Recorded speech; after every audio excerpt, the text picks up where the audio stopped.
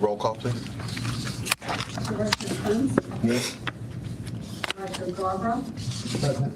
Mr. Brown, Present. Treasurer Lofton. Here. Vice Chair Harris Here. and Chair Daly. Here. You have a quorum. Next, we're going to go to the adoption of the agenda. Is there a motion on the floor on the agenda? Move. Are we ready? I'm going to actually object to that agenda so that we can enter into an amended agenda that was not posted online. Okay? That agenda includes the business as well that we need to include. So let's move on to the question of whether or not we will agree to amend the agenda. Can I get a motion on there for the new amended agenda? Make a motion to, Yeah, can someone make a motion to that? introduce the amended agenda. Need a second. Okay, is there a second? Is there any unreadiness? Actually, So just to be clear, we are adding the CONOPS draft and then potentially some of the financial statements. Is that correct? yes, so we've got, we're amending the financial statements. We have a net position in here and the CONOPS. I'm also going to add to this amended agenda that we include the formation of some committees. I'm going to add in there that new business that we add special projects committee, a small business committee to the new business, and what was the name of the committee? Financial? Was it a You were saying administrative one, intergovernmental affairs. For your CONOPS. I think it was federal and state. They don't say it. Oh, okay. And then we're going to do an intergovernmental committee. And we can discuss that as well on the new agenda. So those are 3 new items that we're adding to the agenda. So I need to say my motion. Yeah, I was just gonna say, there was a motion on the floor prior to this one. It was not. Was that seconded? Yes, His motion was seconded. yes, it wasn't it by Mr. Garber. So Garber, you second his motion? I don't think so. I don't think I so. made a motion, then he said he was going to reject the motion. I just want to make sure that I don't have to rescind my motion. My apologies, I thought Mr. Garber seconded your motion. I think it was today's, but So it wasn't seconded. So we good? Are we good? I don't have to rescind. Okay. Yes. Okay, all right. Okay, good. Perfect. So, Mr. Brown, you just would have to agree to his amendment. Yes. Okay. So everybody, So we voting on that. okay, we're voting on the amended agenda, which will include what we have here, the updated in front of us, and then we're going to add this formation of 3 committees to the new business. Okay.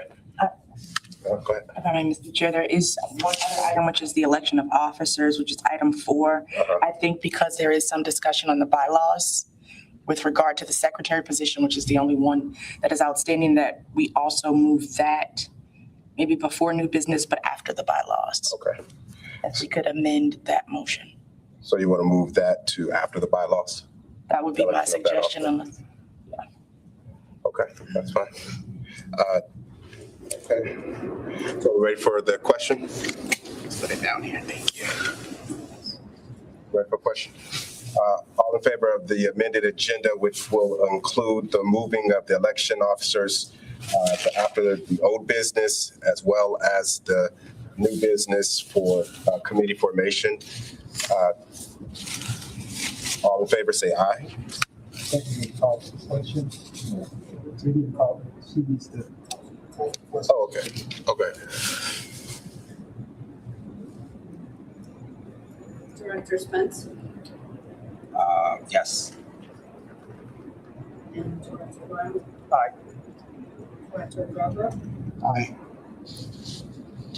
Treasurer Daly, I'm sorry, Treasurer Lofton, Yes. and Vice Chair Harris. Aye. Okay, so that has been adopted. Agenda is adopted.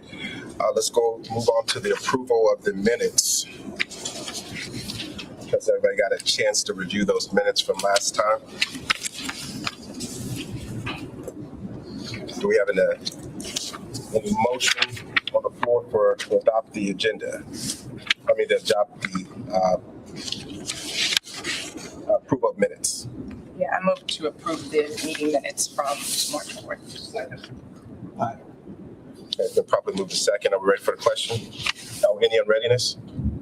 Okay, we ready for the question? Go for the question. Director Spence? Aye. Director Brown? Aye. Director Garber? Aye. Vice Chair Walton? Yes. Vice Chair Harris? Yes. Chair Daly? Yes. Okay, so we're gonna add that to the record. Now to old business, over the bylaws. So we did have a couple updates to these bylaws. I'm just gonna go down this with you, Director Garber, and then we can just discuss these bylaws. Any changes that we need to discuss before we vote on them.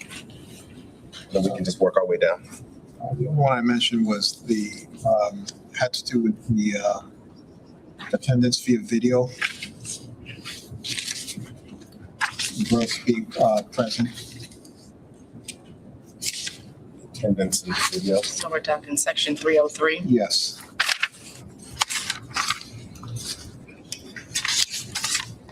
Is it possible for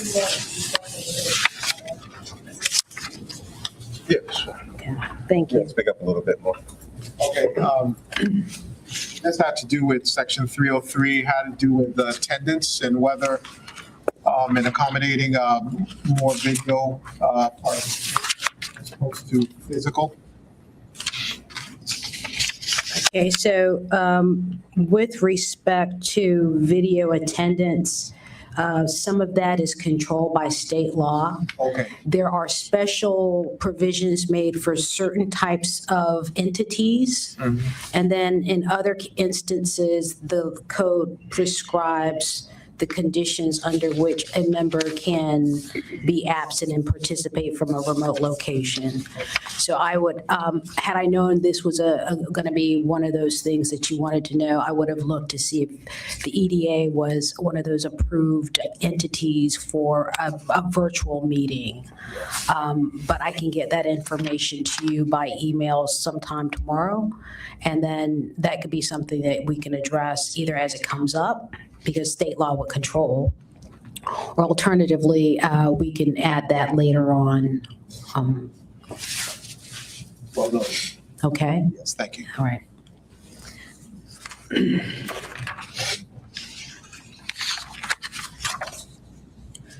Okay. Director. Okay, so I had, I added a number of comments to these. I think for the most part, Article 2, my suggestion was about changing the board of directors and officers separately. Yeah, Madam Director, I read through your suggestions. Most of them are excellent. So there are a couple that I made notes on that I would like to just address with you, what my concerns are. But everything, again, is going to be subject to the discretion of this board. So I just want to just bring to you my concerns about going forward with your language. But by and large, they're all great suggestions. Okay. I think the only one that stays, and maybe this is something to be tabled after everyone else brings up their other suggestions then, was the matter with regard to the secretary. And I still hold the position that depending on how the town of Dumfries perhaps considers our relationship, whether that be a memorandum of understanding of use of town staff and or a delineation of the divided roles. But I do stand kind of on that, still on that position that there should be a named corporate secretary just for the purposes of documentation and everything. the corporate seal and things like that, attestation of the board, sometimes certificates of incumbency, you name it. So I don't know. That's probably the main one out of everything else that's there. Yeah, and of all the things that you suggested, that was the one probably, it becomes a practical consideration rather than anything else that is concerning for me. I think I briefly broached the subject during our training. This town staff, I think, has been offered as an assistance during these early months, maybe even years, to us, help bridge, first of all, the lack of independent resources that this board currently, has and can control. But whether you decide to rely on town staff or not, well, that's in your discretion. Obviously, if there's a payment, if you're going to hire someone, then the resources necessary to pay that person would become then the subject of discussion. And I can't guarantee or even suggest how the response would be on the town side in terms of, funding such a position. But the staff that has, I think, been offered are knowledgeable and certainly capable, and maybe the decision doesn't need to be made right now. Maybe that's something that can be done, in your next election. So there's a provision that you do your officers every year. That might be at your next election, the time to swap out staff for your individually corporate secretary. I don't know what to say, but that was the one thing that was less concerning to me than some of the other language. And not very many things caused me concern, but I did want to address those with you. So as far as I'm concerned, if you guys vote the corporate secretary, that's your position. Well, the issue then would be that in our bylaws, we would have to then have them amended if we were to do that, correct? Well, not necessarily. I mean, you're electing people, right? And so for the time being, you can elect the staffer to serve in that role. And then when you have your officer elections in the next go round, I think you've got it down on an annual basis. That would be the time to swap out a staffer for someone who is not a staffer. That's the very easy way to deal with this than saying we'd have to amend our bylaws. I believe that the language that is currently drafted for authority staff is the only position that is a town position identified in that clause is the Director of Economic Development. Everything else in terms of what will constitute your staff is based on the assignment of the town manager. And right now, we don't have any specific assignments per se. I think there was a mention of the deputy town clerk, but again, because it's fluid at this point, I don't think that necessarily you need to worry about amending the bylaws in order to make an adjustment in the future. You just elect someone else to do that. Well, that then conflicts with Article 7, where it actually does say specifically that we would need the town approval to have these bylaws considered in full force. No, there's no conflict there. It's just when you decide what's in the bylaws, then there's this sort of second level of approval that's necessary. But it would go right now whether it's amended or not, right? So you're still in that same place. There's no conflict there. But what I'm saying, and maybe I wasn't clear, at the time of your elections, which you have indicated you want to be on an annual basis, you can simply elect someone other than the deputy clerk to be serving as the secretary. And that requires 0 amendments to your bylaws. So the bylaws doesn't make it a requirement to use the staff. I think that's the bottom line. So we are using staff because we're not positioned to have a secretary right now.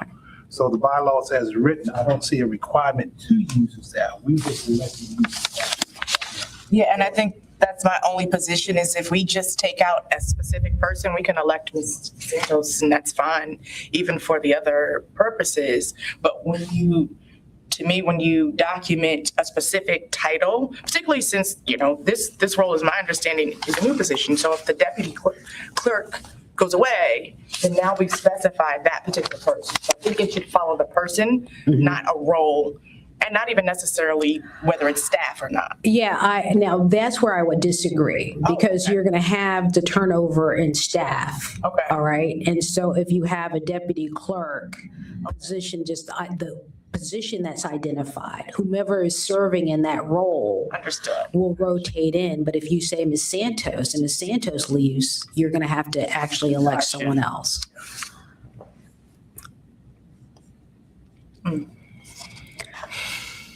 So if the chair would entertain me just walking through the suggestions that were made by Director Lofton, then maybe that will either create more discussion or we can just at least move on through it based on, the things that I've noted. I was going to suggest if we go through each article, but Yeah. I don't know if anybody else has other comments.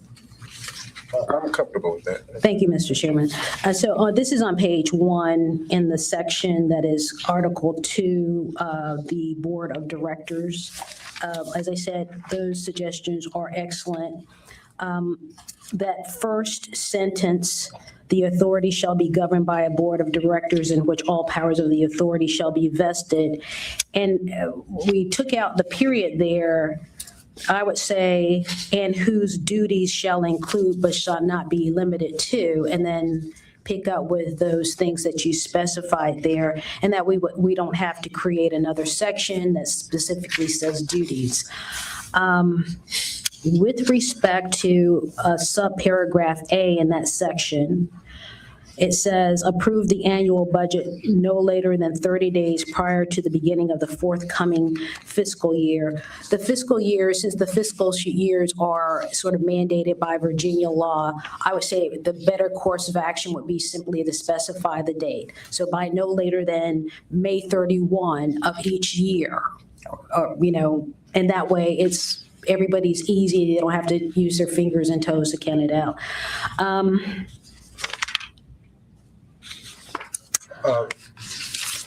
Madam Attorney, just real quick, since we're on page 1 still. Yes, sir. Section 104, general compliance. Nothing in these bylaws shall be interpreted to supersede Virginia law. In the event of a conflict between these bylaws and Virginia statute or town ordinance, the conflicting bylaw provision shall be deemed null and void. So am I understanding that if the town were to make an ordinance, that it would supersede our bylaws? Well, bylaws are never on the same level as an ordinance, so it doesn't really matter. Okay, so it's almost kind of an exercise just for clarity, but bylaws are down there with policies. So policies, while they may have controlling authority in the absence of law, a policy will never supersede an ordinance or a statute. So yes, that's the answer to the question. If you pass a bylaw that is in conflict with the law, whether it's local law or state law, it is deemed null and void. We don't have to say it. That will be sort of the operation of law in effect.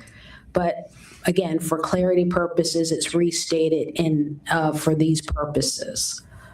Well, that would be my question, because the ordinance, the paragraph prior to that says the authority should be a separate and distinct legal entity from the town of Dumfries in Virginia. I understand the ordinance as a local, but I'm trying to understand,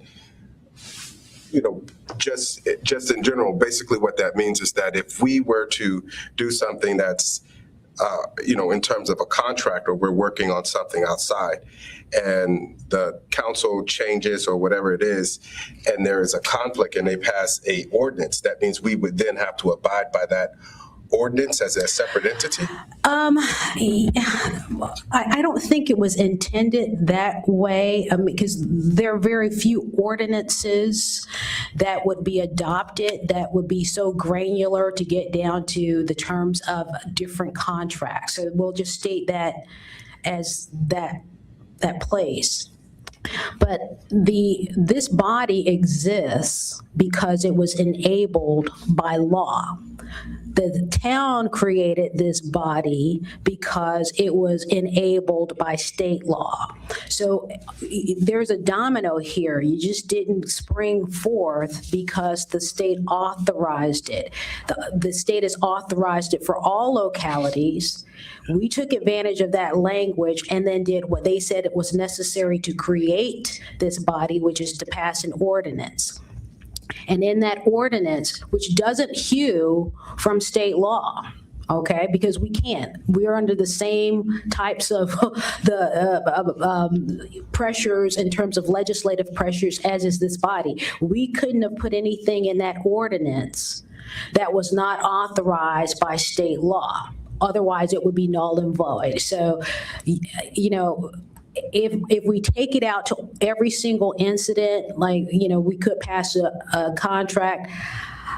I can't even recollect over 30 years of doing this where a locality has passed an ordinance that does anything about a contract other than to say they have to go through an approval and review process by the attorney. Okay, nothing more specific than that. Whose attorney? Because we don't have that rule. So I'm just saying in 30 years, that's as close as it's gotten to a local law addressing specific contract terms. I get where the concern arises from, I really do, but some of these discussions to me are a little bit premature, again, based on how long you've been in existence and what you have on your plate and what you can actually put on your plate at this stage of your existence. So again, this would operate. This language is here not only just for the new members, but, you know, the desire and hope is that you're not going to have these amended on a regular basis, but it's to inform those who may come behind you and may not have the same level of clarity that you have, that listen, what we do still has to conform with local and state law. And that's all it says. Which is, I don't want it to be an offensive statement. No. I understand it. I'm trying to figure out then where does the MOU in terms of the operating between the EDA and because, yeah, go ahead. Oh, I'm sorry. I'm just trying to figure out if we were to create the MOU between the town and the EDA in terms of how we were going to operate with, you know, an operating agreement. Mm-hmm. Then where does that fall into this conversation? It doesn't really fall in this conversation. It really is, they're like two separate considerations. I don't think, based on what I'm hearing, an MOU would be particularly helpful. I've been other places, they have MOUs between constitutional officers and localities, and it's kind of a feel-good document, but that's really what it's worth. It's not going to be a contract that's enforceable in a court of law, so it makes everyone feel good. It puts down an understanding, but that's the extent of it. And you can reach those understandings in a different format. But I'm just saying, if you're worried about how anything here would impact your MOU, I would say substantively, nothing would impact it. Okay. The only thing I wanted to add to that conversation, well, two things. One, there are probably hundreds of what-if scenarios that we won't yet know about until they occur. But the bylaws simply, in my understanding, govern how we operate ourselves.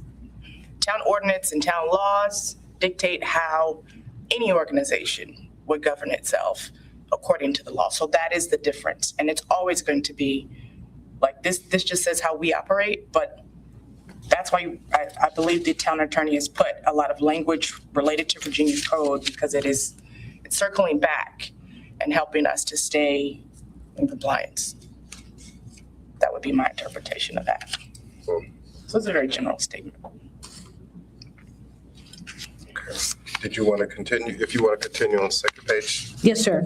Thank you. So on the second page is the subparagraph C. This is a little bit of wordsmithing and then a substantive tweak to that. So where we start the second the paragraph that says copies, I just changed that to a copy. And then after the word Dumfries, so it says a copy of each audit shall be furnished to the town council of the town of Dumfries within 7 calendar days of its issuance. And that brings us back in line with the enabling legislation.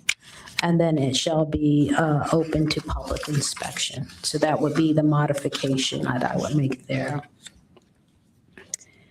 Mr. Chairman, moving on through just the original suggestions, down in section 204, the clause that I struck was in conflict with the clause that preceded it, and that's why I recommended the deletions. At the paragraph that deals with removal, that first sentence was in conflict with state law, so we're going back to state law. There are specific grounds for removal that are authorized and none additional. And so that language was stricken. I will kind of skip ahead to page 3 and just kind of bring to your attention first, Madam Director Lofton, there's a section 204 now that's been moved in the middle of 205. I do think that that would be better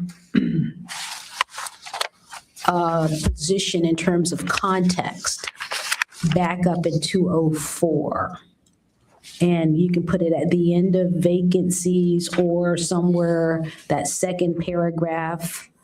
But the section that I'm referring to specifically, Mr. Chairman, it says section 204, resignation, removals, and vacancies.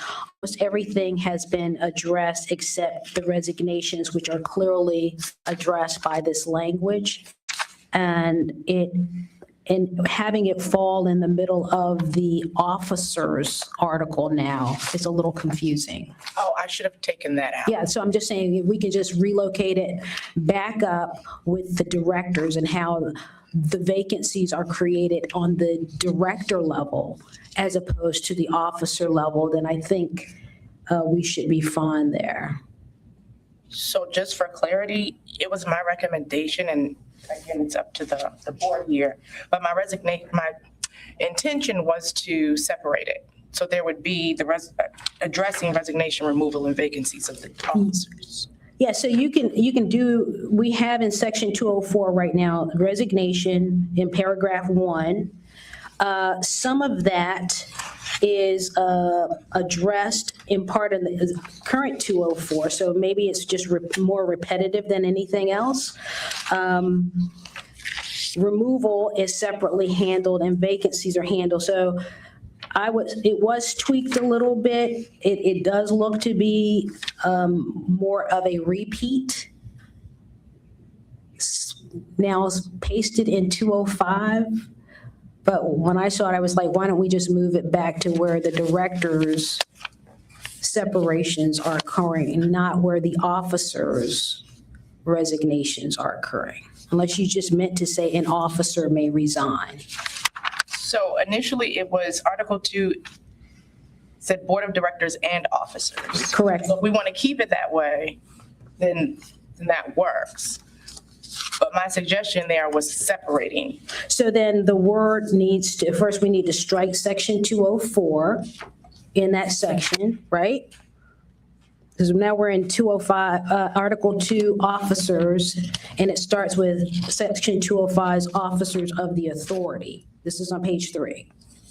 Yes. And so if we go down to what is also labeled as section 204, rather than say any director, you say any officer. Got it. Okay. No. Or an officer. You understand? So that's where the confusion was a little. To that end, let's see here. Am I understanding that in paragraph 1, it says the directors shall have either a treasurer, a secretary treasurer, or other officers. I understood from the roll call that Director Lofton, you're serving as the treasurer. Correct. So has there been a decision that you're going to just do a secretary separate and a treasurer separate, or you want to preserve this option in the future to combine the two roles together? I think that's for the board to. Why would they combine the two roles together? Because the right now, the way it's worded, it gives you the option. So if you've already exercised the option, my suggestion is you kind of stay with that as opposed to putting in this additional option, and people may think that they have the ability from year to year to switch up, which I don't think would be the best way to move forward as the organization. So if you've decided we've got a secretary and now we're going to want a treasurer, that's great.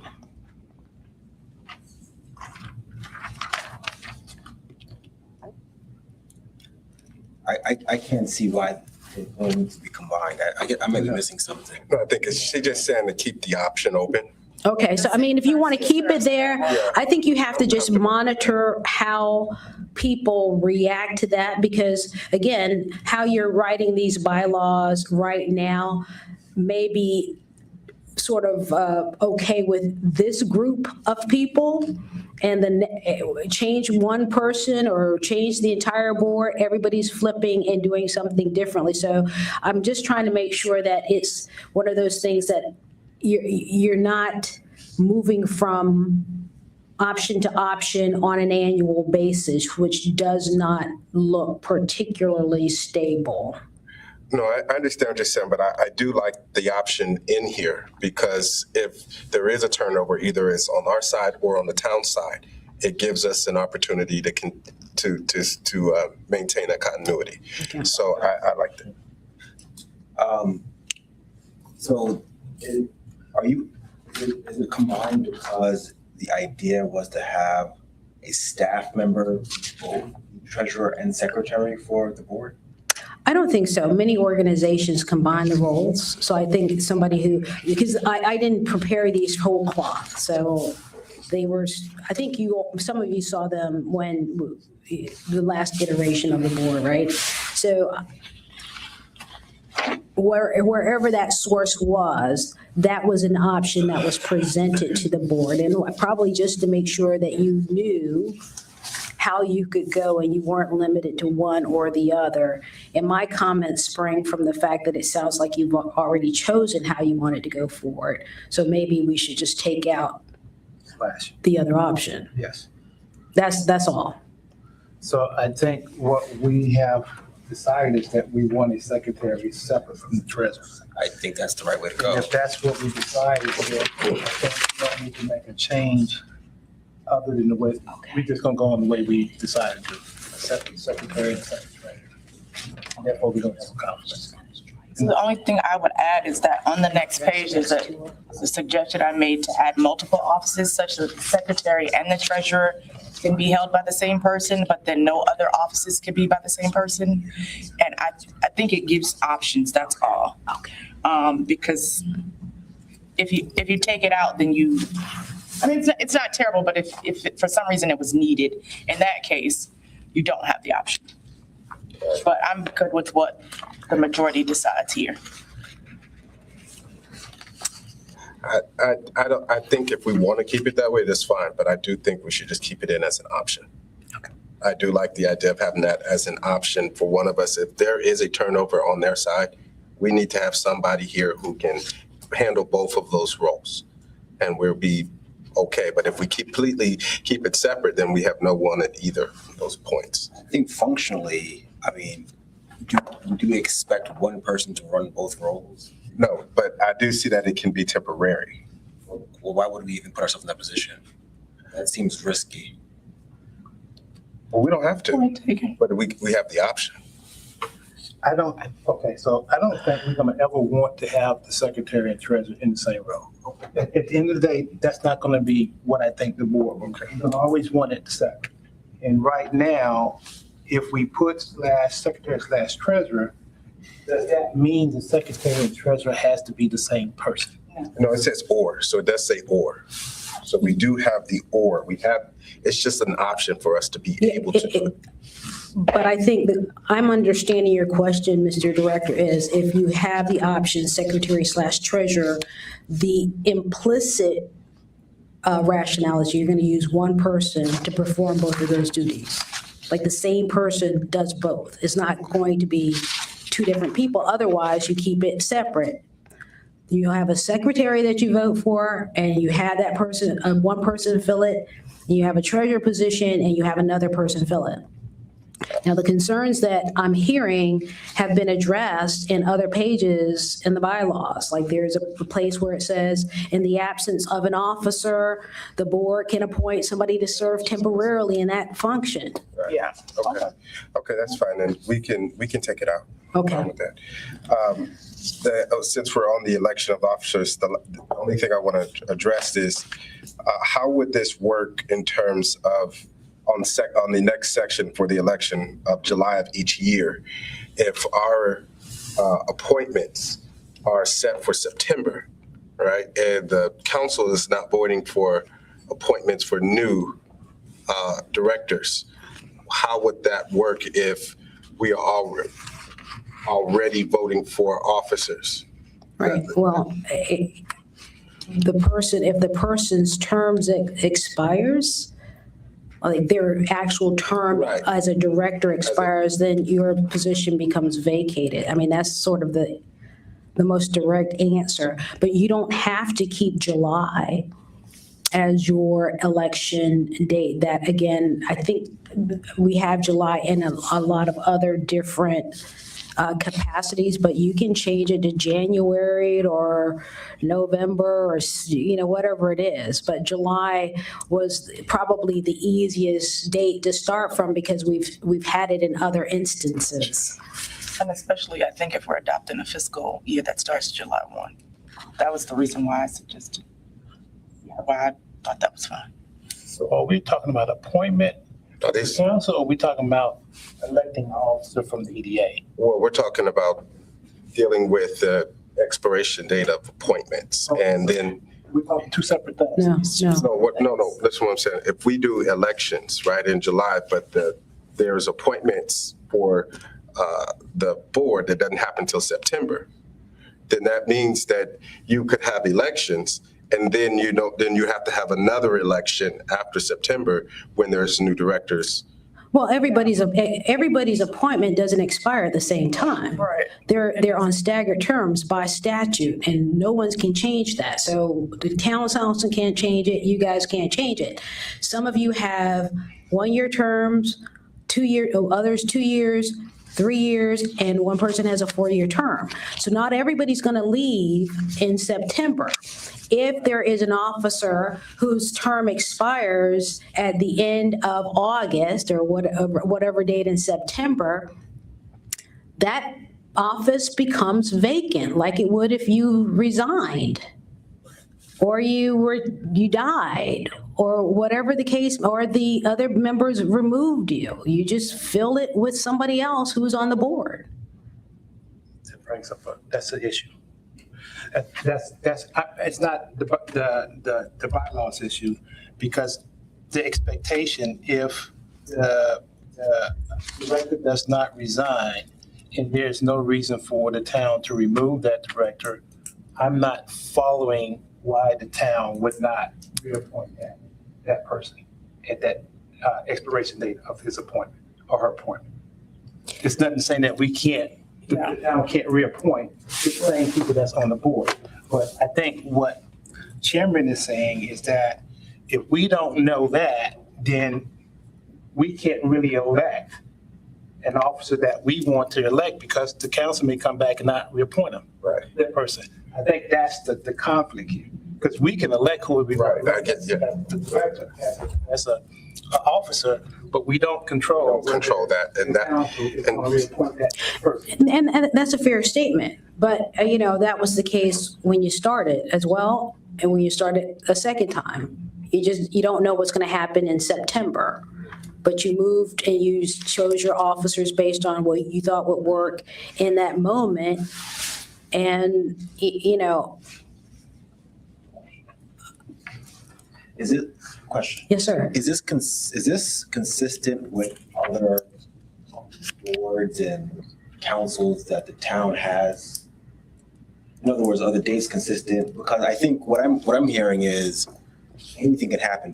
You know, a month can go by and I might resign.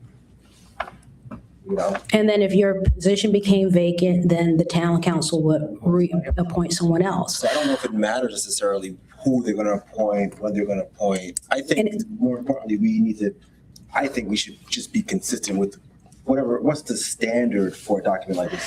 Is it typically written this way where the elections are done in July and the appointments are done in September? If that's the case, So- why we need to change it? What I can source this to in the very short term, but it was changed. There was a charter provision that the council elected their officers in July. And we recently had that charter provision changed, so it's now a January date, because even though we had July, somehow we had kind of fallen out of conforming with that time frame, and we were using another. So it's like your practices have to follow what you say. So that's the reason why we changed it. But it could have started right there with the council being the sort of the lead entity on the local level. But that's the only place I can source it. But as I've said to you, you can change the month. yeah, I would recommend that we follow that same model then with the council Council's model. model. And if they're doing their elections at that time, I think that would be the safest thing to do to avoid any other conflict. So may I? Only thing I'm gonna say here, imagine, because ultimately all of these positions are staggered, right? So there's one, but eventually, every person will have a 4-year term, right? Just expiring at a different time.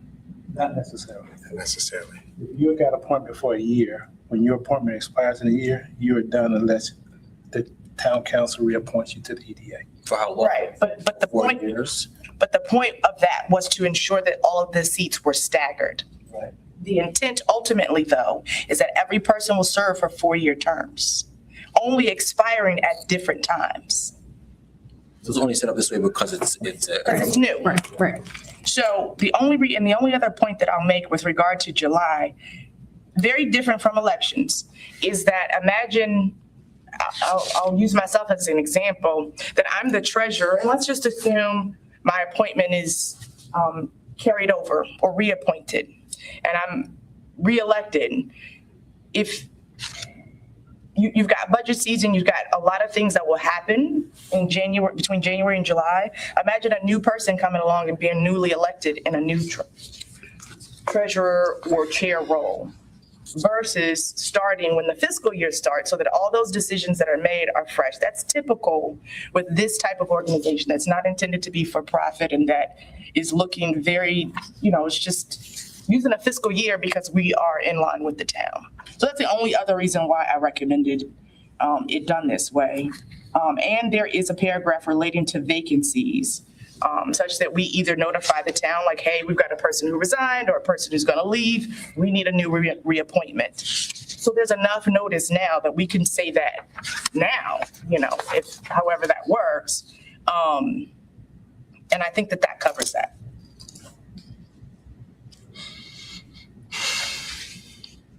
I see. Because it's very separate from appointments in that sense, as I understand it. Do you all want to just vote one way or the other on that? I'm getting your instructions like implicitly on some of the other things, but do we have an agreement on the month? Do we need to put that to a vote or? So what do you recommend, what month are you recommending, September? I would say in July. July, okay. First meeting in July, you elect officers. They serve for a year's term. Keep in mind, that's not what the town attorney initially put there. So everything in blue was new language. I thought my language, you're the blue language. July. Yes, that's what I'm Okay, saying. yeah. Because you asked a question in your previous edit if officers can succeed themselves. Right. Some organizations will say 1 year, some will let you do 2 consecutive, and then that's it. Yeah, but that's still a different question. It is, I Yeah. apologize, but I'm gonna go ahead and put that one to a vote because I think we need to keep it, I'd like to stay consistent with the town council. And if they're doing elections in that January, I would prefer, I think it would be in line with that. So all the appointments are done. If there's anything that need to be staggered, it's staggered already. And you have a new board coming in and keep it that way. So I'm actually gonna, make a motion for that, for us to move that to January and do the elections in January each year, and the following the town council. I'm confused. We're gonna follow the January. I know you're making a motion. Are we talking just doing a straw poll here? Yeah, I mean, we're just trying to see, Bylaws, yeah, motion. but, Overall. yeah, but I'm saying that I'm thinking January, so we need to figure out how to take a vote on that and just kind of see where we land. So is January consistent with the town council? That's where we've changed the charter to say January. It's still consistent, that's what I'm saying. I'm fine with that. Okay, Yep, I'm good with it. I think there's Okay. okay. So let's make sure we keep that change. is this a consensus or are we gonna just drop the Yeah, motion yeah, and keep we'll- rolling? Okay. We'll keep it as consensus. I still say July, but I will. Okay, and the terms, the only thing I have there is it's unclear what terms you're referring to. We've just had a really long conversation about appointed terms versus elected terms, and I would suggest just say the term of the officers shall be 1 year. And then we know that we're talking about the terms of offices, not in your appointment. We're still under the article. Yes, 205, this is the third paragraph that starts with terms. Right, and the article is still officers, right? Yeah, the officers of the authority shall be elected annually by the Board of Directors and each shall hold office for 1 year unless they have sooner resigned or have been removed or otherwise disqualified to serve or have been elected to fill a vacancy which shall be for the unexpired term. Officers may succeed themselves for no more than 3 consecutive terms. So again, I think without that definition, it's a little bit ambiguous. You can set it up as a separate, and so it's always clear that when you're getting to that 3 consecutive terms, no one who's overly ambitious will try to argue that it's the 3 appointed terms as opposed to 3 office terms. I'd also just recommend a little, sort of wordsmithing there. But other than that, that was the only concern I had there. Why would we want people to not be able to serve more than 3 terms? 3 consecutive. Well, why would somebody, if our chairman is doing a fantastic job and he's going on this 4th term, why would we want him to be removed? We're missing something. The question was posed, sir, because in many organizations, the question isn't answered by the bylaw, so it becomes a question that's presented down the road. In terms of determining a number, there are, the best practices is to have some kind of max. It doesn't mean you're the chair that you love cannot sit out a term and come back and be reelected to the office, but it does open up to the other members of the board an opportunity to serve in a position which they may be, some of them may not be as forward in putting forward their interests if you have someone who has been well received over an extended period of time. So three years out of a 4-year term doesn't seem out of the way. I think I might have even suggested 2. So that's quite a bit. And again, they can always come back. But it's your decision. You can take out that, it's like they can succeed themselves forever. And somebody can always serve as the chair or the vice chair as long as they're on the board. Yeah, I think the only other consideration would be if, again, the terms are 4 years, then someone can serve as chair for their entire term, if that's what the board, decides or is more comfortable with. It's been my experience sitting on boards that you don't have the person sitting in the same role for very long, just to sort of a checks and balances type thing. So then, I agree with Director Katz. We're gonna vote that person to that position. This is not just because they're in the position, they're gonna get the position next time. So if the directors believe that person is doing a great job and we want to reelect that person, that is a check and balance, right? This is a check and balance. So by putting in here 3 years, we eliminate ourselves as the directors to choose who we want as a body to sit in that chair. You may want to be in that position, but if the body says, we think that this person is doing a great job, we want to continue, that is up to us. And that right there that we have written here limits us as the body to make that decision. It's just a standard occurrence. It's not meant to be limiting at all, and it's just up to us. But that was why I made the suggestion. Just because of the nature of this organization, there is a lot that that happens. It's similar to removing any sort of term limits, if you will. But yeah, if the majority of the board wants to remove any We can remove them. consecutive terms or any limits on terms, that's fine. Again, I'm just sharing my knowledge and experience. It becomes a need later down the line. I would vote to take it out. Yep. I'm going to agree with the taking it out for now as well. Put that in. So are we talking about the last sentence? Okay. So is it necessary to address succeeding themselves? Yeah, I mean, it sounds like the answer is that any officer can succeed him or herself. I mean, so I think the idea for me anyway is stability, right? And I think if you have an EDA that's getting stood up, that's going to be starting to function. I'm not really a huge fan of all of this kind of churn. To me, it doesn't make a lot of sense. To me, it's like you get a good people in certain positions, and if they are willing to stay, you let them stay.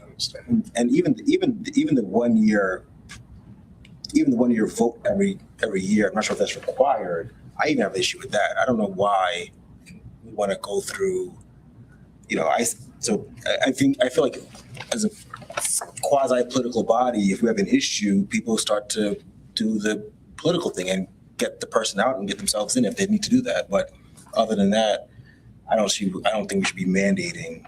But I'll stop with the 3 year thing, but I also have an issue with the 1 year program. No, I got you. The only thing I would say is, what if it is the opposite and you have a person in a term that is not doing a great job, and your rules for removal, even though I think that's covered in the next line, you may have that same concern, but now they're in that role for their entire term. So that's the other consideration. And again, it's based on experience, not just trying to make things difficult.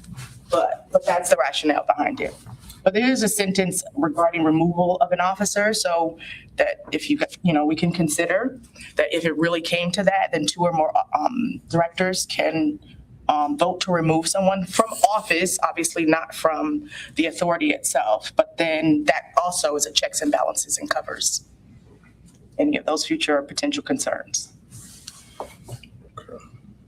And your point is well taken, because on the removal section, the only one thing that I would have suggested is, as you've just said, to make sure that it's clear that your removal of an officer doesn't extend from removing that person from the board, okay? But that's it. And the next page at the top, we're just going through all of those ways that a position can be vacated, excuse me.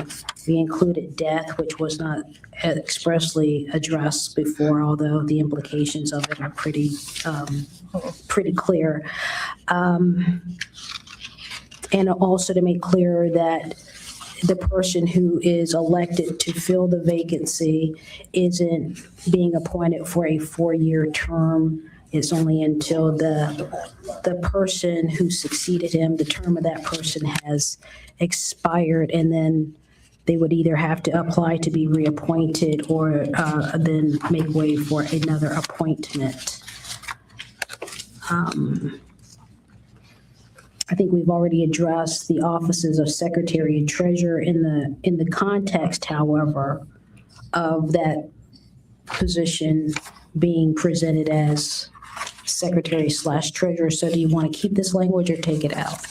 I don't think it applies any longer unless the board thinks otherwise. But seems as if we've already decided to remove the option of. Remove that. Okay. Everything else, Madam Director, it looks really good. We get down to the authority staff, which is at the end of that page, and it goes over to the next. The changes there are fine if that's okay with the board. I did.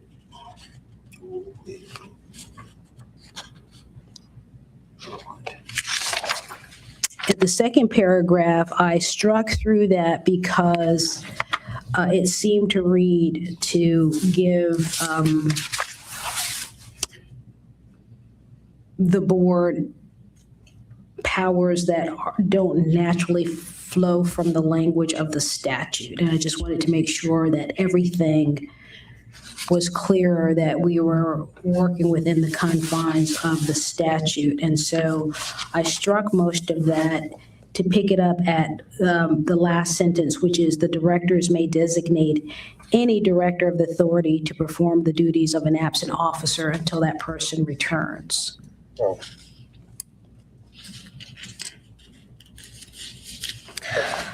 If you roll down to Article 3, where it says meetings, Section 301 quorum, I'd like to address the proposed changes by Director Lofton. Her comment was it was out of place and an obvious statement that no action can be taken without a majority. I think with respect to some of that information, that is a very true statement. I did go with the without a majority vote of all the members of the board to define what your majority means. So sometimes there's a question, how is a majority vote established? Is it a majority of the quorum, or is it the majority of all of those that have been appointed to the board? And here it's clear that it's the majority of all of the members of the board, and that seems to track the legislative intent. Yes, ma'am. Oh, So maybe Yeah, go ahead. maybe I was reading that sentence incorrectly, but what I read was except that no facilities owned by the authority shall be leased or disposed of in any manner. yeah, so I said that part of it made sense, your question, but in terms of, because this language in many ways is tracking some of the legislative language, right? So by striking all of it, we do lose this definition of how you do the quorum. The majority vote, but we can set that aside as a separate consideration, okay? No, I understand, and I will remove that comment because it does make sense now. You're making the distinction, and probably like you just said it, that related to properties, we're saying the majority. Okay, think that, unless the rest of the board. No, I think you're And, right. and taking into, Yeah, like it should stay there, correct? Yeah, I think you should stay there. Yep. and taking into consideration, your comments about it being a lot of information, without breaking it up, my suggestion is in section 302, keep the language that's presently on that page. And then as you flip over the page, and all of my pages are showing number 1, so I apologize for that. After the word only, period, then make that a second, another paragraph, rather than having it all either in one subparagraph or starting a new numerically identified paragraph. If you go down to the regular meetings, I think this was addressed a little bit last time. I had a comment on the Wednesday meeting, but I think that's been decided. So we're good on that? Okay. Yeah, go ahead. These two sections be plain. The minutes, the suggestions there are excellent. At the next page where we do section 306 budget, again, I would trade out the references to 60 days prior to a fiscal year with a hard date. So if May 31 is 30 days out, then you might want your plan or budget plan by April 30 of each year. Okay. I like that. And at the bottom of that page, section 302, and I guess it's just starting over again, the way these numbers are written. It's a little bit confusing. I'll go through and I'll kind of renumber things as they seem to make sense consecutively. But at special committees, I did address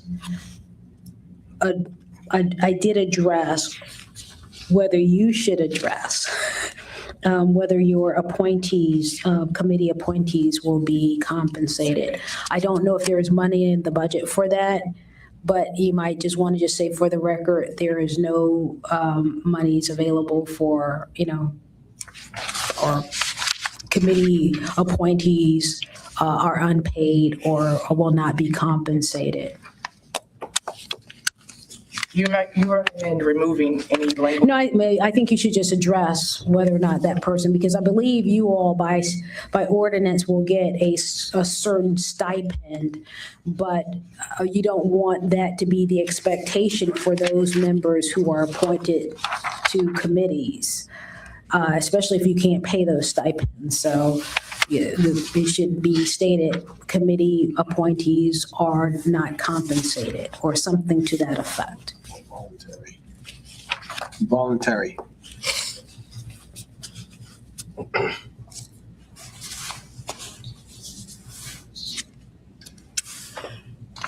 Does it exclude us later from being able to, under the code? There's a limit, Yeah, it's a statutory limit to who can get what and for what service. This would be one of those times when if you have the resources later, then an amendment to your bylaws would be appropriate. I do think you should address it in here, though. okay. Thank you. The article, at Article 4, which is on the following page, that, Madam Clerk. yes, sir. Are we, what are we doing with this? Are we saying not compensated? Are we, that's what we're doing? The suggested language I heard was that committee appointees serve voluntarily and will not be compensated. Okay, I just want to make sure that that's what we. And I wasn't recommending that, but if that's the majority of the board. I wasn't suggesting that at all. I was saying, like, if it's an option under the code, then keep it, and if they're not, then If we have it in our Delineate budget, it. yeah, I think I'm in No? agreement with are you, Well, what you do if you don't say it, but say what it is, you're going to be embroiled in this conversation understood? because it's not necessary for you to limit your committee appointments to members of this body. And so others who may be appointed will ask, do I get paid? And you're going to be in this conversation because you're getting money, Understood. all right? Okay. Because in the future, there's nothing that prevents us from providing compensation once we're appropriately resourced. And that would be the time to amend your bylaws. Yeah. Bylaws. Okay. Okay, that's fine, we can. My apologies, Dr. Brown. I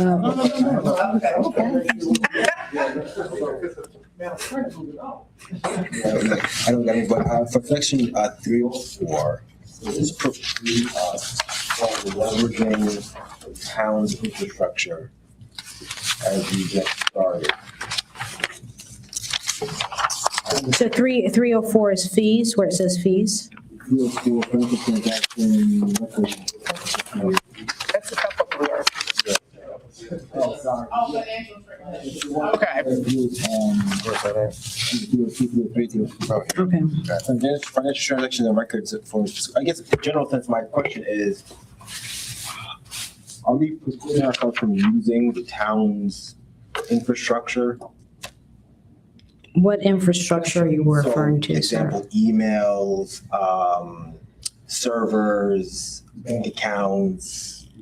Now, I understand that this has to be a separate legal entity, but I'm trying to understand what from the town we're able to leverage versus what we have to try to build on our own. Sure, so section 304 doesn't address anything other than your financial accounts. Yeah, but it says keep separate. Yeah, because you're a separate entity. Now, I imagine, and I couldn't answer any sort of operational questions for you tonight in terms of at some point in time in the future, things will be broken out in more detail than what they are now. Again, you're going to kind of look at this as an evolution of your organization or your body. Right now, the separateness is really sort of on paper only because there's just nothing there. But It doesn't stop us. so well, I'm not really sure. I understand exactly how you mean the question, so I don't want to get too far out on that particular thing. But certainly the resources that I know that have been offered, leverage those to your benefit and to the maximum allowed. And then as things are formed or they have to be refigured, then we can figure out if this language works. Right now, this language should work for a very long time because we are only addressing your accounts in which they have to be maintained separately to a certain extent. Okay, I'm good. Brief question on that also. At the last sentence of that same financial transaction mentions that we will, keep the town informed on a quarterly basis. Everybody understands that part and report it, yeah. Okay. Is there anything else? Okay, and I think we went back to address that question. So if you move forward, I believe after Article 4 that deals with the seal of the authority, there are no additional changes to that draft that have been proposed, and that one is absolutely fine. So, Okay. I don't have any other concerns to address with you. Are there any questions that you have from me? Is there anything that you need from me in the interim, like between now and your next meeting?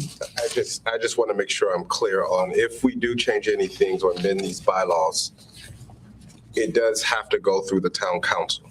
Yes. Well, that's the way it's set up right now. What I'll do is this, sir, I'll make all the changes because you haven't voted on them yet. And you all see them in their final form to be voted on at your next meeting, whether that's your next regular meeting or whenever you next are scheduled to meet.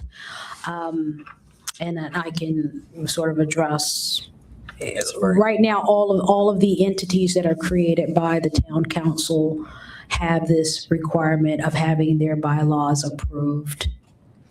Okay. But Madam Attorney, those are not separate entities. They are legislatively enabled entities, right? So they are like required by a matter of law. And, you know, we can talk about whether everything is, if it's permissible versus required, et cetera. But that is the practice of this organization, that the amendments of the bylaws go through the approval process of the town.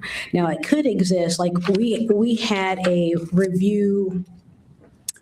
required review process in other localities, which means that every year, everybody had to see whether they were a political subdivision or mandated by state law. All of their bylaws had to come through the county attorney to be reviewed for conforming with the law, so that in the event someone had made a change in the interim, the county board of supervisors would have a way of dealing and addressing with that in real time.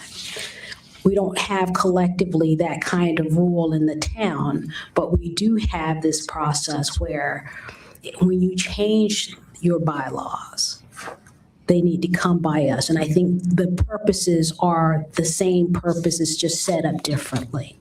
Come by us, meaning they have to vote on it? Yes. Right?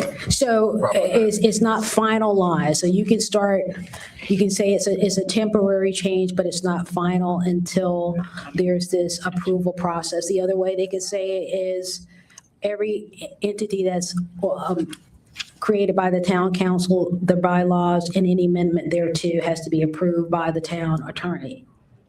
That would be permissible. And, you know, and that would be probably on a more regular basis than simply saying whenever there are amendments. But this may be maybe the more efficient of them, so that there isn't a requirement for the staffer to go through every single organization's or body's bylaws every single year to make sure that no one's done something outside of what's permitted under state law or the local laws. So as I said, I think that may be the purpose that was intended. They're just achieving it in a different way. But that is currently what's in here. You can take it out, I mean, theoretically, see what they do with it. But Well, once we approve these, are it. yeah, once you, I mean, they're gonna float by the public as well as members of the council. So the rules are limited to your amendments to it. Okay, so what you come out of the gate with doesn't have to go through that process. Right, so that was my question. So these bylaws cleaned up, I apologize. These bylaws cleaned up, edited, finalized, voted on at the next moment, at the next meeting are final, correct? No. So then go to the town council. She's nodding. And then they approve it. No, that would be for amended bylaws. Yes. There's, Would be is- establishing, at the formation, we're establishing it, so that wouldn't occur at that point. So once this is done, Strike that from this. we need to, because So, just a moment, I'm sorry, but so are we saying these bylaws, once they're finalized, we would vote on them and then the town council must approve the initial bylaws? The amendments, any amendments. the amendments. the way the practice is here, and it appears in all of the bylaws, so that we don't have an overarching rule that says all the bylaws have to be approved by the town council. So it speaks very clear, the amendments have to be approved. So these will not be amendments. These are your adopted bylaws, I thought. right? So can we strike that? So yeah, I agree with everyone else unless I'm the only one. Can we add it such that it's, the town council can review the bylaws versus approve any amendments, I mean? Like I said, you can propose it. At this point, because this is the practice, I don't know how the response will go. And I say that very delicately in this particular setting. I'm happy to address it with you, probably offline. You know, there are considerations on both sides of this that, Sure. you know, I we would might want to actually, address. I would actually like to to propose that we do strike this and replace it with, after a review from the town attorney to ensure it's compliant with state and local ordinances, state law, local ordinances. So we're not doing it. I think that should be the language here. But my concern would be if we need to amend the bylaws, that we, number one, have to get it on the council's agenda. Then we have to come in and present it after we have waited. We're talking almost a month to 2 months before this thing can be in full effect. And then there's going to be additional questions. And what happens if they say, hey, listen, go back and change it? It now has delayed whatever that transaction, almost 3 months. We're almost a quarter into this thing.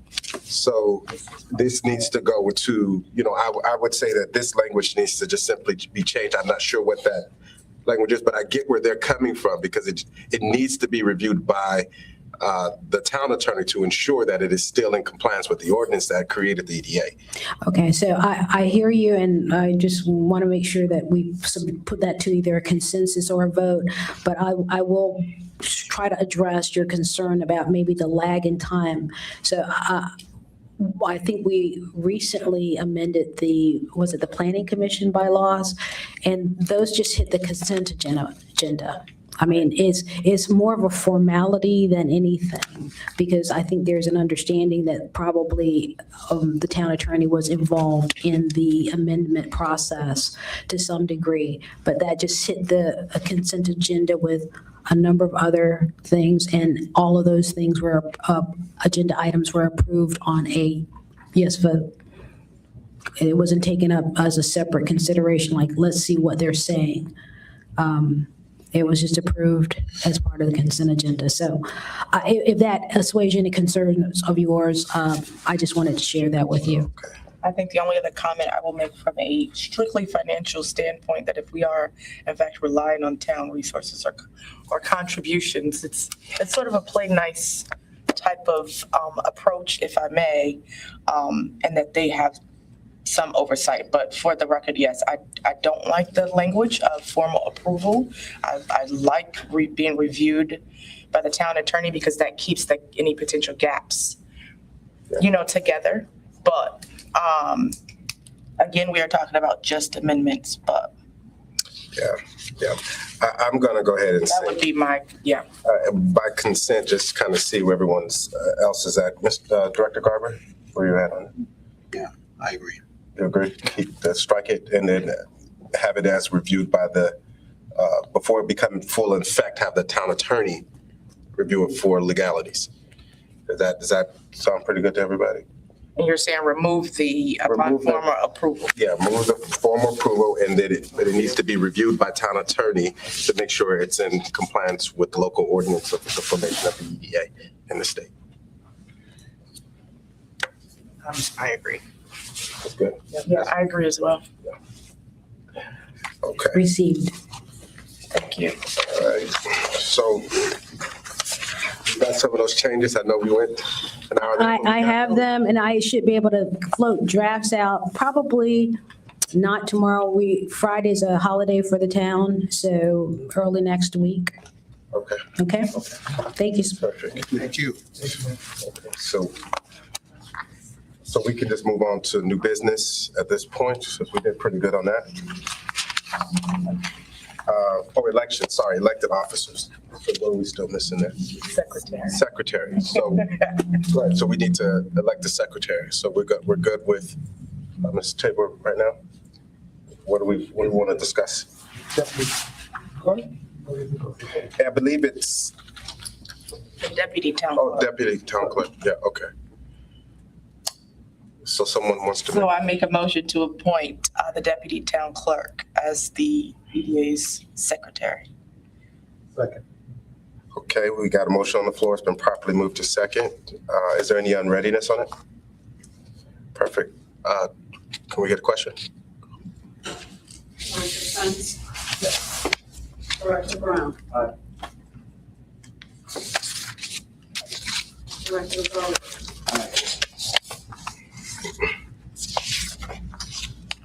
Treasurer Lawson? Yes. Vice Chair Harris? Yes. chair. Yes. Okay, guys, you guys want to take a quick 5-minute stretch break? Or we want to keep going? All right, we'll take a 5-minute break. Take a 5-minute break, then we'll be back for new business. Do I need to get this in? Five. I don't know if he's still. Yes. I think we're gonna take a 5 minute.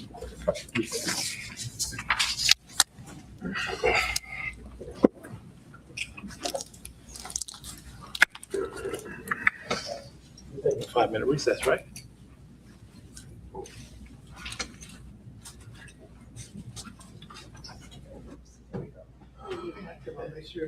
Make sure we are. Things to be said. You want things to be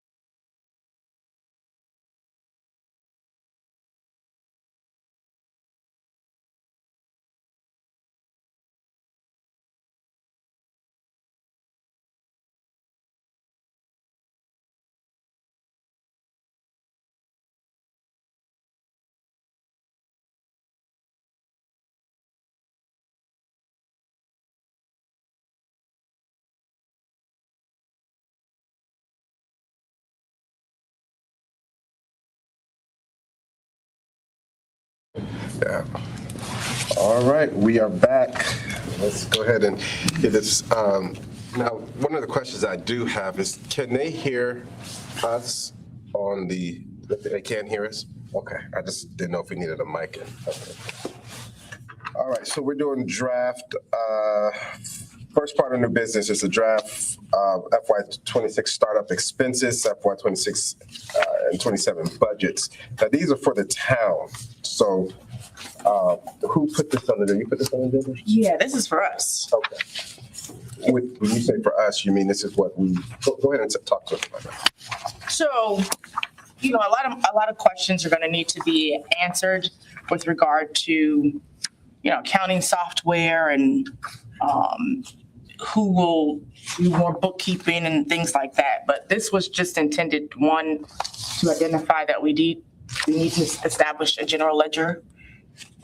And these numbers are typical numbers that would coincide with the purposes. And they're typically, you know, you've got the budget, which for June, I don't know if there'll be anything on there. So it was just more of a suggestion, and at least some sort of guide. I don't know if we are at this point prepared to say, yes, like a contribution from the town for 10 grand is on there just to cover marketing and establishment. And then there was a separate page related to startup expenses, which I do think deserves some looking at. Organizational costs, insurance. Emotional or true estimate? These are all just estimates. We had an opportunity to have this discussion prior to now, so I just draft. A number of them, there are a couple of numbers that are backed in because of what's left, you know, the primary things. And then the other documents or reports that are at zero are simply documents that we'll see and want us to be mindful of. You know, our statement of net position is basically our balance sheet that shows all of our assets. And sometimes, as you all know, you know, your assets may be restricted to certain purposes, things like that. And then you've got your, basically the revenues and expenses, and then any changes. Young codes are listed. Beautiful. Yeah. So can we actually get a true startup cost for us? I mean, these are my These are the suggestions, suggestions. unless you all think, again, those numbers are, anything that stands out to you is with regard to it. But between that and, again, I think the three most important ones between now and, I don't know, next month or two at the latest, indoor potential work sessions, it's going to be the budgets and startup expenses. Are you allowed to put a contingency into this kind of a budget or no? What do you? So like, for example, like I would say,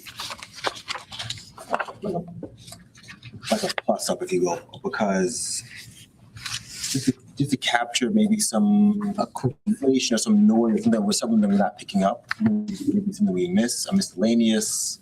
Yeah, absolutely. In almost every category, I made sure to include an other. Okay, so it's something.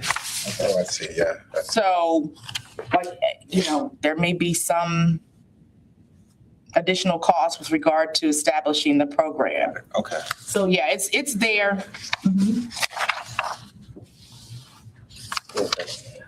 Here's what I would suggest. If we're gonna use these numbers for our startup expenses, this is what we would be asking for whoever, whatever entity that we can find to cover some of the cost for the startup. I think that's the most important thing for us right now. So what I'm gonna ask is for all the members to review the proposed startup expenses for the EDA. And make some changes that we may need to put in there or any additional comments. But I do want to adopt, I'm not going to adopt the FY '26 or '27 budgets just yet. I don't think we're there, but I do think we need to adopt as a board the startup expenses for us getting going. I do think we need to have a clear understanding of what we are going to need, because this includes some of the questions about the email. It includes some of the questions that we need to have being reported to the state. And then there's other questions regarding how we're going to actually perform for the next few months here. So can everybody take some time? Can we get a motion on the floor to adopt and to start reviewing the proposed startup expenses for the EDA? Well, I mean, I've reviewed them. This looks, That's fine. I think I have a question about the website, but other than that, I mean, everything else looks Yeah. And I'll note on the startup expenses, there's more on the back, which are considerations. So for example, as we move into real estate acquisition, short of having a broker, there's software out there where we can easily access an automated valuation method that gives a high level information about a property for due diligence collection. If we're looking at grants or microloans, a software called LexisNexis is sort of like a combined version of a very soft credit report that could be used looking at backgrounds. Again, as I mentioned, accounting software. But I do want to caution, unless town staff has other input on it, that if we are considering, I guess what I wanted to clarify, Mr. Chair, if you're saying that these numbers, like for the startup expenses are good, or are we, I don't know, it feels as though even if it's just a zero amount and a negative or a net loss, that there should be a budget that accompanies any planned expenses. I agree. That I don't think that we're going to spend this money without somewhat figuring out where it's going to come. And as I mentioned, even for FY '26 currently, there's at least that line there. Though typically a budget should balance. So that's why it was provided that way.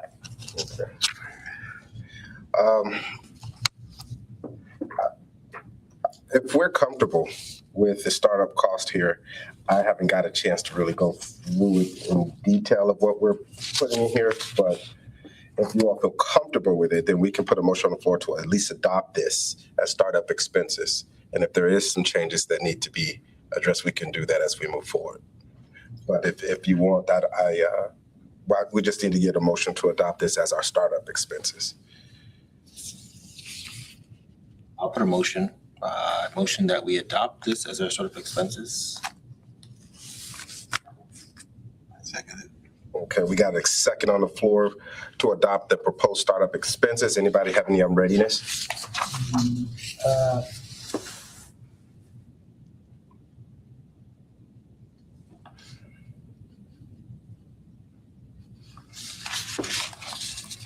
I'm not sure about the numbers. So if we adopt this right now, we turn around and change these numbers next meeting and come back and change some more numbers the next meeting, I think this is just moving a little too fast. And I haven't looked at this until right now. So if the board unanimously votes yes, I'm going to say nay on it. So you can vote however.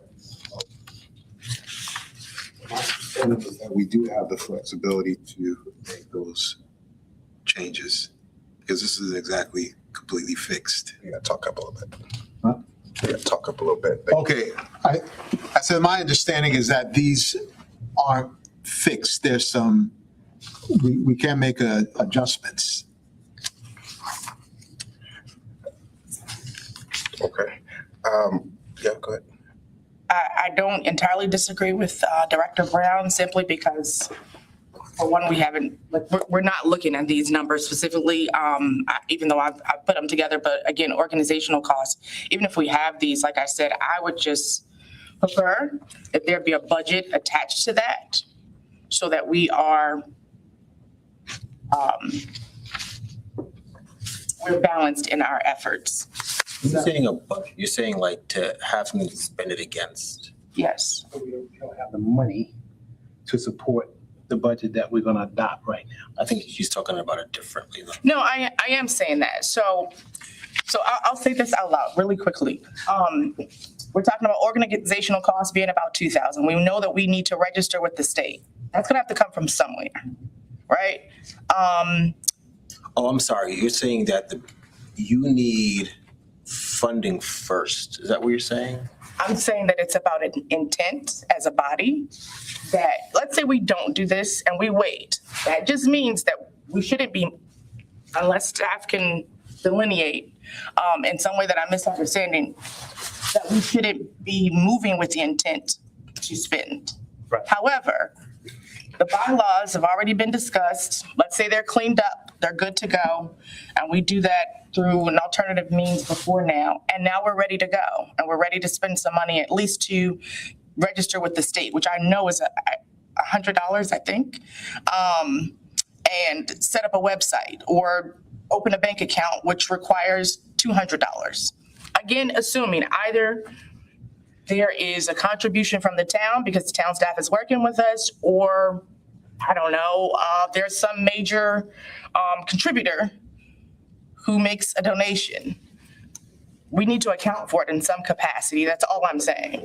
So if you want it to be zero and then just say we change it later, that's fine. Maybe I'm not understanding, because I see startup, I see startup expenses, so in my mind, this is a framework. It is, and on the budget from April 2026 through June, under operating expenses, you'll see an A outside. Startup expenses are in there, along with potential 30,000 in potential revenues. So we're not gonna adopt the proposed budget. All we're doing is just simply saying, from what I understand, is that we're moving to consider these as our startup costs now. That's what I thought. Yeah, that's the I'm same. okay if this is the framework. Yeah, the of framework. how we- Okay. our budget, but it's just the numbers. It's just a framework. Yes. Yeah, Yeah, because I would imagine that once you, as a treasurer, once you approach a bank and they're gonna ask you, what do you think your financial needs will be, right? And so this will provide some guidance, and I see this as guidance. That's how I see it also. Right, but I just want to be clear.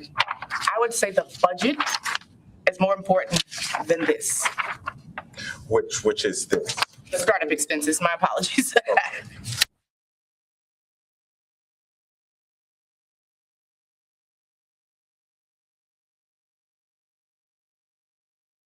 So even if we come back later and say, well, they should be 20,000 or 10,000 in startup, that's cool. Somebody may donate a website to us, or the cost, or the town may allow us access. So these numbers are just, but I think this says we're actually in existence. Yeah.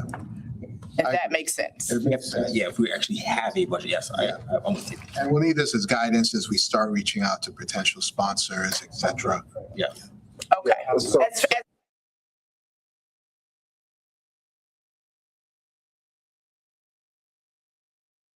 Sure, I'm clarifying and understanding this. Adopt this as a framework for our startup costs. Yes. That will kind of springboard us into where we can get the proposed budget, et cetera, et cetera. That sounds good? Yes. Okay, so any more on readiness that we have on this? Okay, can we get a clarified motion? Who put the motion on the Consent motion, and I believe Lofton seconded. Oh, Dr. Garbus. So I'm sorry, you guys really do have to speak. Yes.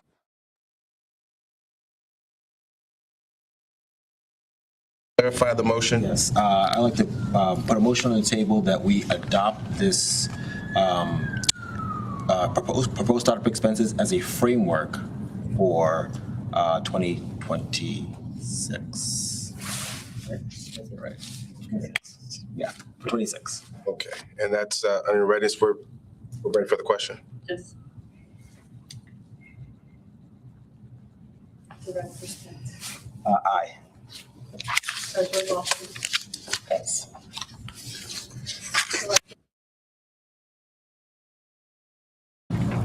Director Garber. Aye. Vice Chair Harris. Aye. And Chair Daly. Yes. Motion carries. Okay. Next on the agenda is the adoption of a CONOPS for the EDA, which outlines our framework for operating, different from the bylaws. Vice Chair, can you talk to us a little bit about that? Sure. So what you have in your hand is a concept of operations for how the EDA will operate, meaning what our rhythm is, our structure, what our shared language is for advancing Dumfries' long-term vision. Some of the components, if you look through, it starts with a purpose. Hopefully, I know some of you might already be familiar with this document, and some of you already had a chance to review it, but purpose, and then going through the vision. One of the key components of the vision is really establishing, before we can look at what we're going to do over the next year or 2 years, look at what we're going to do from a long-range plan, 10-year outlook, and then move that back from a 5-year, then be able to develop what that left to right looks like from an incremental annual standpoint. So that is really about how we're going to construct the vision. Next, under each of these, you'll notice that you have an accountable and support. Some of these are to be determined as we, start to develop this. The other pieces are the proposed pillars of work. And so what you'll see is 3 bullets where I am proposing the pillars for how we structure our work so that we can move when it comes to lexicon, when it comes to work streams, when it comes to how we communicate with the town. Things become a little bit more intuitive and they are bucketed in a systematic way. So one of the pillars of this is build the engine, right? That's focused on business and infrastructure. Grow the spirit, that's about the people in the culture, how we get the community involved and how we get them to adopt or get them to, or really to understand and hear what they're saying and also be able to align to their needs. And then there's a governance system, right? Guiding the system in terms of governance and change management. So each of those are kind of the framework or the buckets for how the systems for how we operate in a unified way. And then I moved on to the next part of this concept of operations is talking about investment types, right? 'Cause what our role is here is to actually grow Dumfries from a business standpoint. And so I have 3 ways that we might classify our work in terms of investments. One of those is foundational, right? We need to build a base for growth. Transformational, what are those things that are really going to take Dumfries beyond and redefine Dumfries' future? And then things that are sustaining, right? What are the things, or what are the projects that we're going to invest in that are going to protect and enhance what works? I can stop. I don't have any questions, Director Harris, Vice Chair Harris, but I will say that I like this. I would like to put this particular work underneath a committee. That way, the work we can all kind of work together on these type of some of these bullet points. That committee, in my mind, needs to be the intergovernmental committee that kind of will focus on that state and federal alignment for our EDA. So that would be my only suggestion on this. But I do like it, and I know that it's very important for us to make sure that we're all on the same page. Yeah, exactly. And it's just a draft, guys, so there's some changes that will go down. And I'm putting this there, but I also will say that, should we create this committee, it will be, that intergovernmental committee will be the one that we'll probably start with in terms of a working session for us. That way we can be very clear about where we want to go on that for you. So it's, those are my comments on that. Any other comments? Just wondering if for the transformational, if that also could align with like the comp plan. With the what plan? Strategic content. The comp plan. Yeah. Okay. Yeah, and that's a good point, because in the comp plan, there are some EDA specific things that we need some things that we need to address specifically to the town on our behalf. So that's a good. Yeah, I'll make sure I'll get with you too, just to make sure I have that incorporated. Not going to spend a lot of time on a lot of this. You can kind of go through it. But one of the other things is about prioritization and sequencing. So from the investment, right? how do we choose what good thing not to do? That's what I, talk about when it comes to strategy, just really choosing what good thing not to do because we can't do everything. Also, how do we choose what to do when? So really about sequencing. And so just asking a few questions to ourselves. What does it do? Does it advance our pillars that we've established? What kind of strategic value does it have? Is it foundational? Is it transactional? Is it sustaining? Is it transformational? Things of that nature. So really thinking about how we prioritize and sequence. We're not just doing things because they're coming on our plate. We're putting them in a pipeline and we're making sure they make strategic sense at the right time. Also, obviously, I won't go into detail of this at all, is operating rhythm, right? We meet once a month, but we got to think about what our working sessions are outside if we're really trying to advance the work in the timeline that we want to do. Do you want to make a comment about that? Okay. And so also everybody has a role here, right? We're all directors and we have treasurer, we have chair, we have vice chair, we have secretary, but right, everybody has a responsibility, but everybody has the brain, obviously, and the capacity. Everyone here is brilliant. So you have ideas that you're bringing to the table that should happen in a way that you present them in a one-pager. So that's kind of just what one-pager practice, right? You have an idea, write a quick one-pager idea so that we can bring proposals to the table, and we're saving time in terms of how we, notionalize it and move it into strategy and then execution. And then second to last thing I have on here is lexicon and communication. And so part of any strategy that we're going to do, we need to make sure that we are speaking the same language and that we are using the same vocabulary, not just amongst ourselves, because obviously we want to seem in sync, right? When we think about things like the pillars, right? Foundational, transformational, sustaining, that's language, that's lexicon, right? When we talk to the community, we talk about that. We want people to adopt that. So it's not just internally amongst the EDA, but it's also to the public and how we speak to people. When you speak the same language with people, you build trust. And so that's really the thought behind that. And then the adaptation and continuous improvement, right? That's always an important part. At the end of each year, I have some dates here that were kind of a little old, so I need to adjust that based on our new January date. But we review project outcomes, we adjust and refine priorities, and we publish a short State of Dumfries investment summary. Right, we want to make sure that we're not just kind of moving on, but we're actually taking feedback from the community, taking feedback from other folks, town, and we're incorporating that into how we improve. So those are just a few items, but I encourage everybody to take a look at it and provide any updates as needed, and how I might be able to expand that. Okay. Yeah. Any other questions on that? All right, so we're all in agreement. Can we get a committee? We'll just form a committee for and house the ConOps plan under that committee for intergovernmental. So we get a motion for intergovernmental committee formation. So for clarity, are we adopting the ConOps first? Where the ConOps plan is going to go under that committee, and then we will address it under that committee working sessions and how they put it together. I'll make a motion that we form a intergovernmental committee, And then put this as one of the, and then we'll nest the ConOps plan underneath that committee. For review and adjustment. Second motion.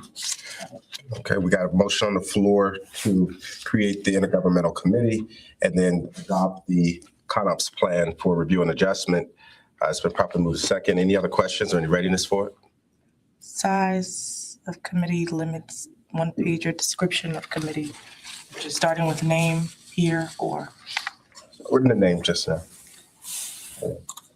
We can get that. That is good. That's a good. I'm sorry, I didn't hear you. What'd you say? Okay, so my question was, we're talking about forming a committee. Are we saying 5 people, 3 people? ConOps, you're saying this goes under it, but what's its purpose? Is there other purposes? I think those would be questions I would just have and formalizing it later, but that would be. There's other subcommittees under the intergovernmental, with the ConOps being the governance piece, obviously. So yeah, I think that's the right approach. Okay. Any other unreadiness? Okay, Deputy Clerk, can you call for the question? Director Spence, Aye. Director Garber, Aye. Director Brown, Aye. Treasurer Lofton, Yes. Vice Chair, Yes. and Chair. Aye. Motion carries. Motion carries. Okay, perfect. The next one is the other two committees. I'm going to go quickly on this because it's getting time, but there is a committee. Director Garber, you want to talk about the Special Projects Committee and the International Economic Committee? Just give us a brief of what that is and why we will put it. Yes, one of the points we brought up is in the area of best practices. And we brought up a number of times that establishing a relationship with the likes of the International Economic Development Authority will guide us in that direction. And in doing so, there might be ideas we'll get from time to time, which will evolve into what we would consider special projects to meet the needs of what we see as appropriate and aligned with the strategic plan and the ConOps plan as well. So we are moving to have this in place in order to allow us to have the flexibility we will need to be able to be malleable and also adaptable. Okay. I'm just going to say one thing about the International Economic Committee. There was a call about a week or two ago with the town council and the consultants on there doing the retail. And if you all remember, there was a part in there in DC where they addressed I can't remember the young lady's name, but she addressed how the International Economic Development Committee supported the growth of a lot of DC areas and financing and aligning them with that. I think that's really important to continue that relationship. And I think it speaks to why it is important for us as an EDA to put our name and make sure that we're building that relationship on behalf of the town as well. Correct. So that we can have our own development when that time comes and support their growth as well. And I just wanted to kind of put that out there as well. So thank you. But in order to do this, yes, I think it should be housed under special projects. But we need to create a committee and then, again, that one pager that's going to be kind of following the guidelines of that ConOps or from that plan. I think it's important to make sure we're all on the same page. But for now, can we get a motion for a special projects committee that will handle and kind of start working with that international economic development? So I have a question. Go ahead. Why are we naming it special? Special projects? Yeah. Well, two reasons. One, because it can handle, this is not, this may not be something that is, I don't want to make it just one international committee just yet. If it has to go to that, but right now it needs to be incubated. Putting under special projects kind of gives us an opportunity to start looking at multiple things, not just international economic development, but if there is some other stuff that we need to be looking at, it should be under that committee. Special committee would work on this agency. So anything that we want to put up on the special committee can fall. We can put it under, Yeah, for instance, I mean, something that has been brought up is looking at the possibility of accessing certain grants that support sustainable green transition type initiatives. That is something that could potentially be under that. So it's all about allowing us to be adaptable and quite flexible. Just want to make sense. We start creating committees. I want to make sure. Yes. You're right. Yeah, Okay. strategic alignment. So is it our intent to create two committees here? Special Projects Committee and an International EDA Committee? No, just one special projects committee, and then Director Garber is going to support and give us information on the international economic as a special project for us. Okay.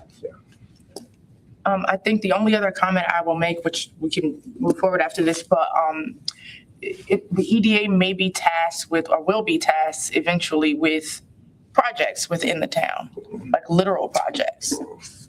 So do we think that might come up as a wordplay here, but basically, if we wanted consultants or advisors with regard to any sort of like, I don't know, if we were talking about removing power lines, I'm throwing that out there, isn't necessarily a thing, but that is literally one of the functions of an EDA is to promote special projects. So it sounds like what's being described, only a name and, here is special, could be all encompassing, I guess.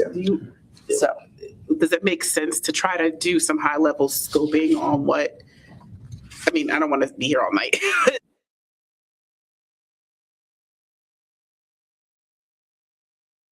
Kind of bucket everything, but is there flexibility to delineate what that might look like? Because maybe the international piece might grow so much that it becomes its own committee. Do we have flexibility with that? But to your point, I understand we don't want it to be all encompassing. Yeah, well, We want it to have some scope. And I see it as, I see it somewhat similar to an incubator, right?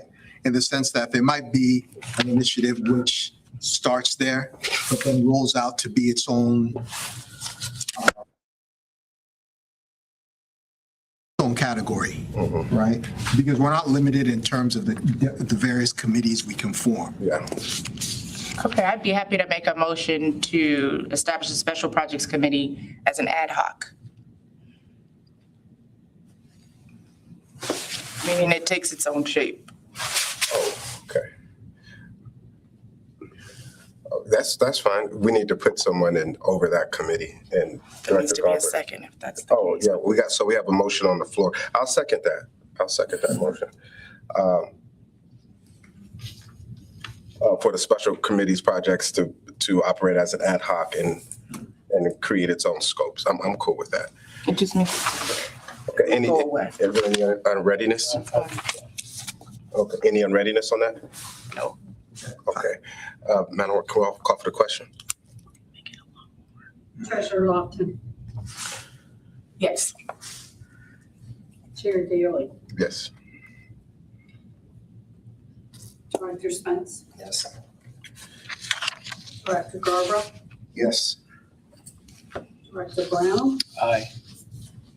and Vice Chair Harris. Yes. Motion carries. One last committee that we're going to look at before we get going here is the Small Business Committee.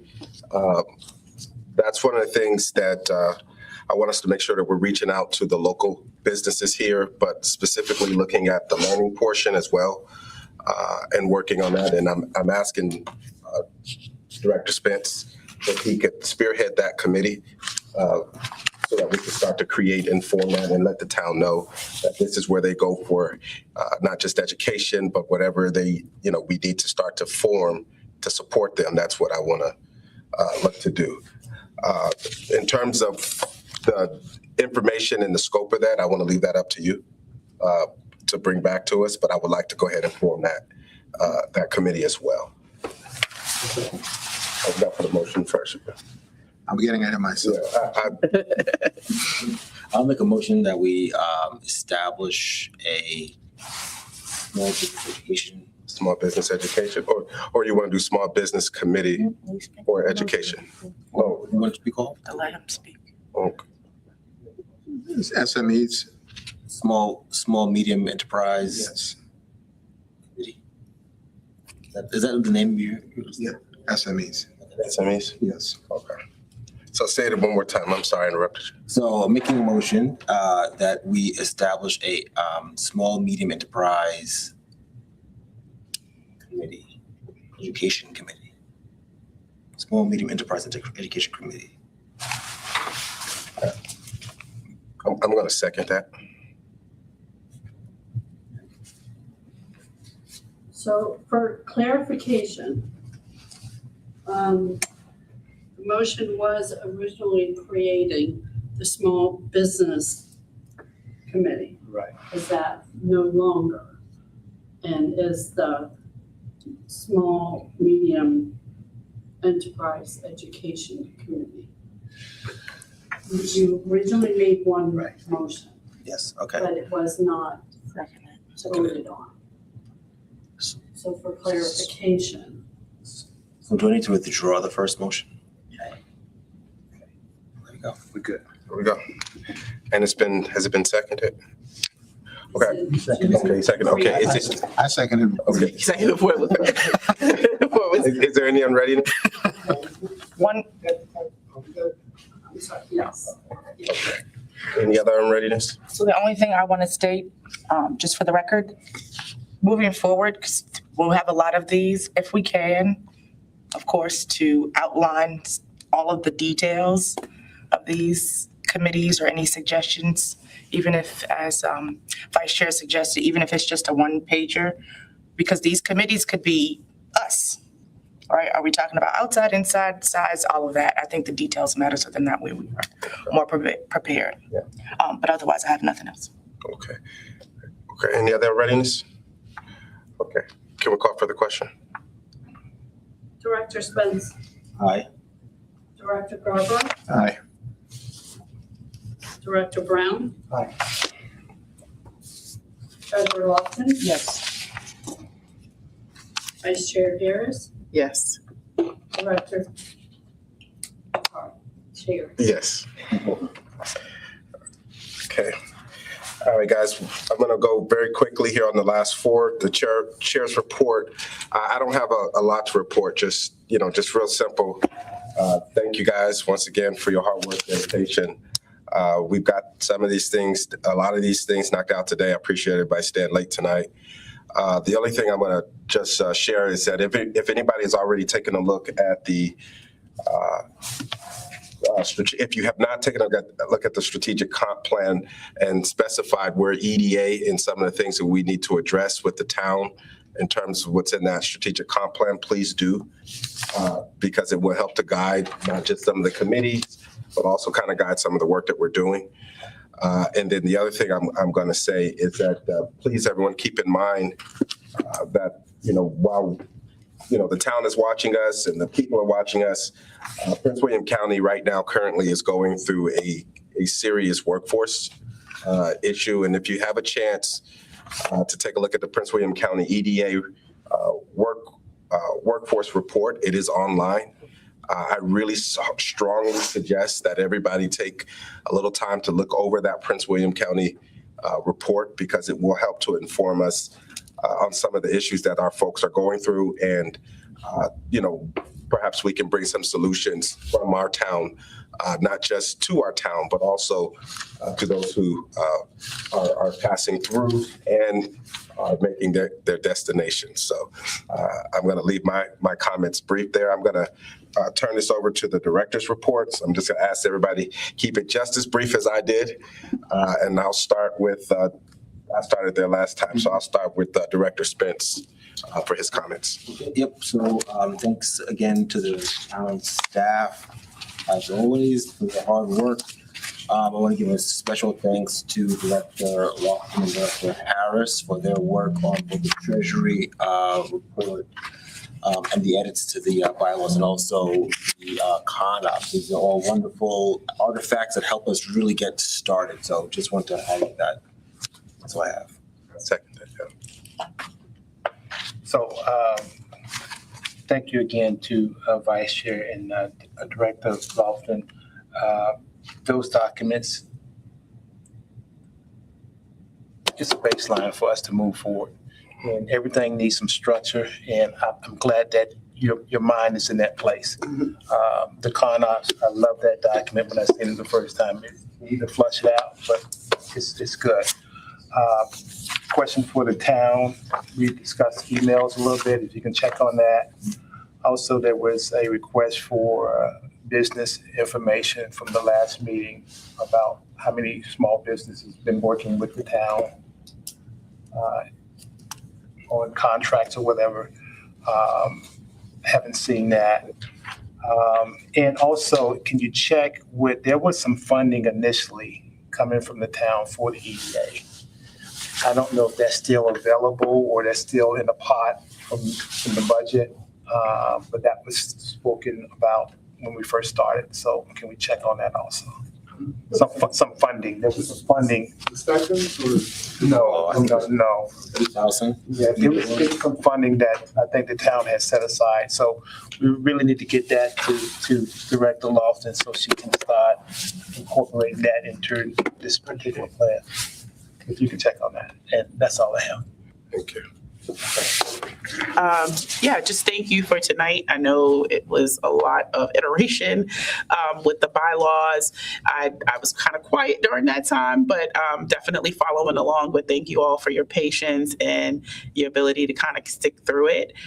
It was a little bit laborious and arduous, but it gives us a good basis to kind of move forward. And now we can kind of get closer to executing on business. So yeah, thank you for everyone. And thank you, Director Lofton, for the budget framework.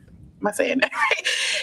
Yeah, just thank you everyone for everything that you've contributed, and I look forward to working. So I just want to echo what everyone has already said. The con ops is amazing. I really, really am excited about everyone's input. And special shout out to the chair for holding us down today. So that's all I got. I second that. Well, I second what everyone is saying. So, Madam Treasurer and Madam Vice Chair, thank you for the thorough and well put together documents you provided us, but also thank the staff of the town for supporting us and continue to support us. Thank you. All right, staff report. Is there any staff report? Anything on that? You good? Perfect. Can we get a motion to adjourn? Motion to adjourn. Second. Second. That was quick. All right, ready? Do I need to do a call for the question on adjournment or? No, okay. Get together. Yeah.